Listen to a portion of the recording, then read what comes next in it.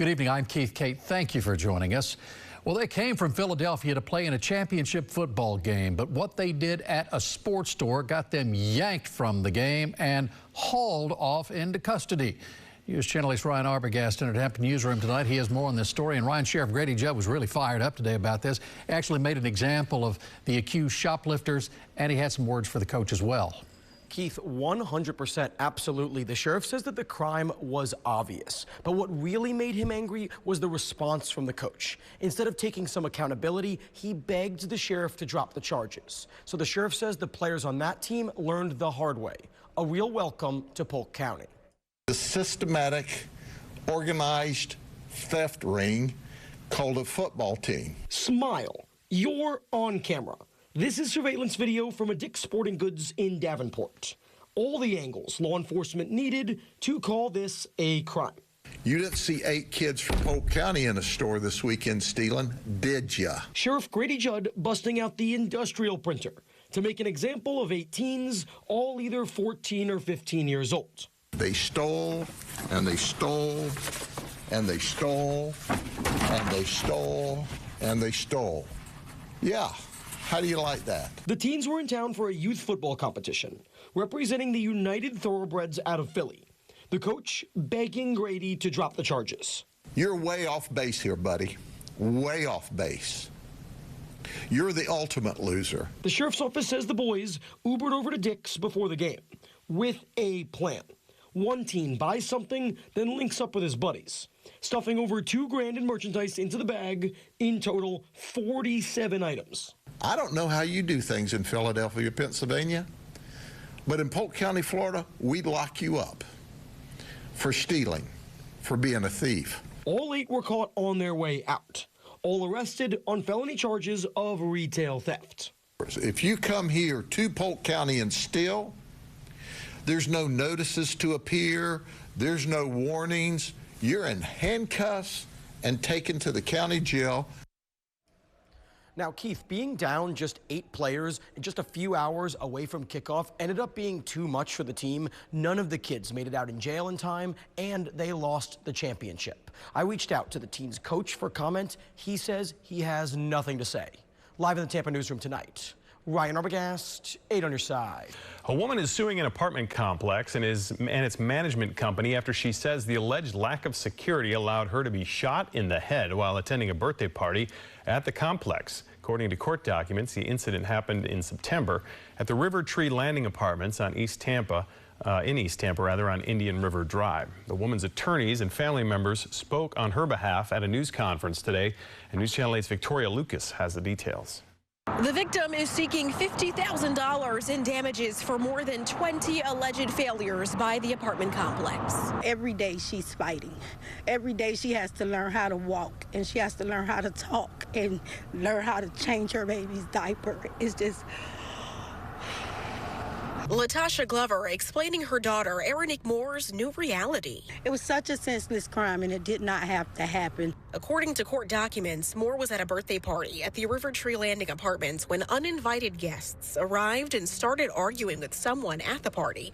Those guests were then told to leave, but continued a ruckus outside, kicking the door, trying to get those inside to come out for a fight.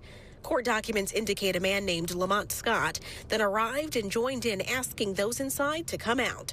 The prosecutors noted it was at this point one person inside the apartment saw through the peek hole that Lamont had a gun in his hand. Lamont is said to have ran off the front porch while firing shots. According to court documents, Moore suffered 1 of 3 shots to the forehead.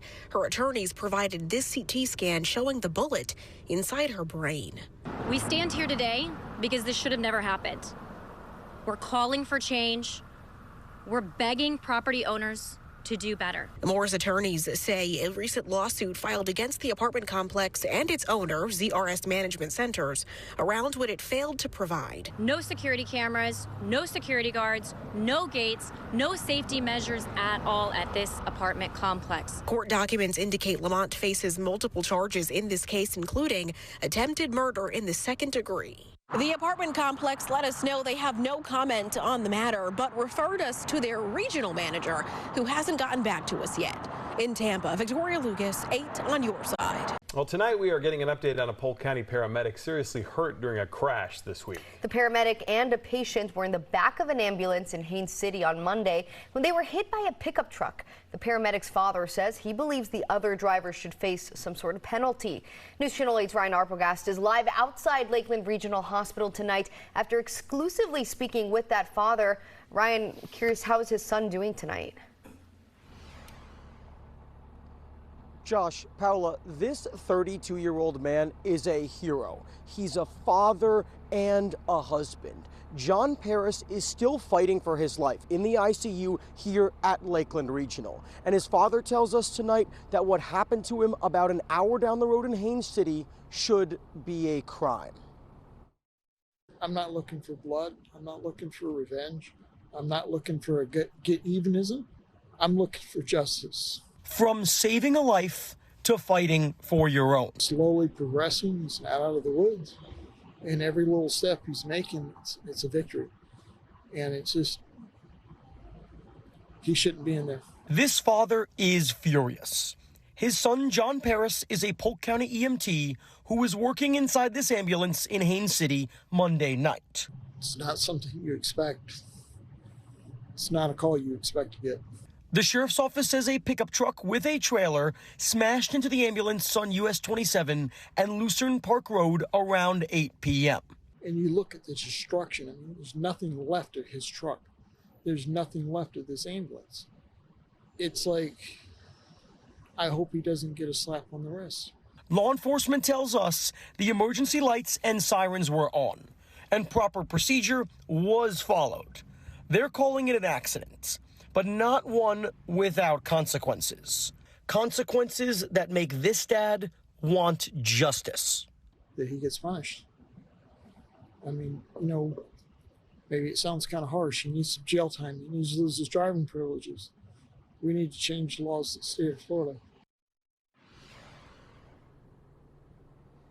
Josh, Paula, as for the other folks involved in this crash, the Polk County Sheriff's Office tells us the 85-year-old patient that Paris was working on in the back of the ambulance is still considered critical tonight. Both other drivers, the one driving the ambulance and the person driving the pickup truck, walked away with minor injuries. We're live in Lakeland tonight.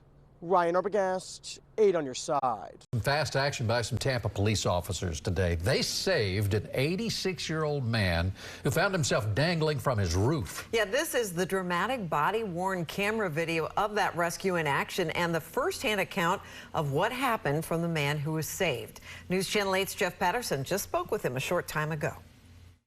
James Maniteris has lived in this home on the Hillsborough River for more than 40 years. And until yesterday, blowing the leaves off of the roof was just part of normal home maintenance. Where's the balcony at? This is video from the Tampa Police Department just after they received a 911 call about a man stuck on his roof.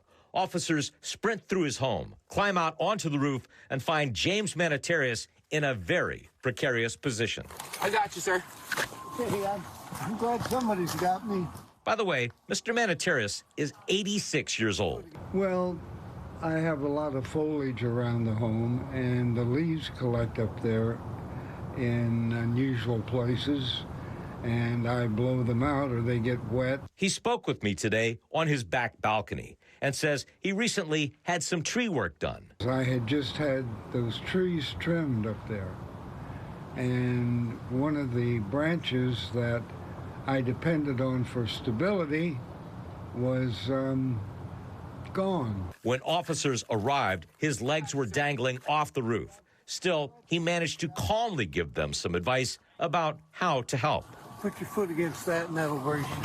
He says officers were very quick to get there. If you're hanging off the roof, it's a long time, but they really were here very quickly. He says he has some bumps, bruises, and scrapes on his legs, but is otherwise just fine. Although, until yesterday, he didn't consider blowing the leaves off of the roof a big deal. It's just after 40 years of going up in there and doing that twice a year, I didn't consider it a serious situation. For the record, he says he will be hiring outside help from now on to blow the leaves off the roof. In Tampa, Jeff Patterson, 8 on your side. A former pool contractor and central figure in a Better Call Bacon investigation has been ordered to serve 2 years of probation to settle 2 charges of felony contractor fraud in Pinellas County. Jordan Hidalgo was told as long as he completes the terms of his probation, he'll avoid a criminal conviction. 8 on your side, consumer investigator Shannon Behnken in studio now with the update. Stacey Keith, the Pinellas County prosecutor in this case, tells me the goal here was to get restitution for the victims, and I'm happy to report that has already happened. When we first met contractor Jordan Hidalgo in May 2021, he was a new partner brought in to help the then struggling Olympus Pools, which was drowning in unfinished pool projects. And I know some people have saved, their entire lives to put a pool in. And so to see that not happen just doesn't sit well with me. That partnership quickly fizzled, and then in 2023, Hidalgo popped up in another Better Call Bacon investigation into dozens of pools left unfinished by 3 of his own companies. Amid a state investigation into more than 50 complaints about his companies, Hidalgo surrendered his 9 licenses used by several pool companies. In August 2024, he was arrested and charged with 2 contractor fraud felonies related to 2 unfinished pools by Modern Pools. In both cases, the state alleged Modern Pools was paid in full for projects that weren't completed. In one case, the state said nearly $29,000 worth of work for a screen enclosure and roof and Wi-Fi controller weren't provided. And in a separate case, the state alleged $17,000 in work wasn't done for travertine decking and window alarms. Now, court records show a Pinellas County judge has ordered 24 months of probation in these cases. Hidalgo entered a formal plea of guilty to both charges, but the judge withheld adjudication of guilt, meaning he has no criminal conviction as long as he follows the terms of his probation, which called for full restitution for the 2 victims in the cases. An assistant chief state attorney tells me each victim has already received restitution in full. I spoke with Kendall Davidson, the Chief Assistant State Attorney for the 6th Judicial Circuit. He tells me that if Hidalgo violates his probation, he could be adjudicated guilty on the underlying charges. But again, the restitution part of this agreement has already been made. But there was also a state investigation. How did that end up? Well, there was a state attorney general investigation, and the attorney general announced earlier this year that Hidalgo agreed to a settlement in their civil lawsuit. The monetary judgment agreed upon in the settlement was $1.9 million, but the judgment was reduced to just $60,000. As far as the Pinellas County probation, Hidalgo tells me he's following the terms. He has no intention of having a criminal record, and he tells me he wants to put the events of 2023 behind him in the new year. I'm sure he does. All right. Thank you, Shannon. And if you have a problem that he's solving, you better call Behnken, the number 1-855-BEHNKEN. An audit by the state shows millions of dollars are being lost every year due to a lack of accountability in the school vouchers program. Now some Hillsborough County School Board members are calling for change. They're asking state legislators to fix this oversight. News Channel 8's Jeff Patterson joining us live in Tampa tonight. He has more details on this for us. Jeff. Good evening, Keith. Well, as homeschooling and private charter schools become more popular and the state sends out vouchers to parents to pay for that type of education, an audit shows that more needs to be done to find out where and how this money is being spent. The state of Florida sends nearly $9,000 per student to parents who elect to homeschool their children or send them to private charter schools. But a state audit shows little is being done to track that money if a child then ends up back in public school. There were no checks and balances, so people were able to get that money and still show up. Hillsborough County School Board member Nadia Combs says it's costing Hillsborough County and Florida taxpayers millions of dollars. A parent might have shown up and thought this is not a great fit, or maybe homeschooling is too much for me, and they end up going to their public schools and there's no follow-up. Hillsborough County has asked the state legislature to do something to fix the problem. You would think that almost like being able to track a check, those vouchers would have a number to them.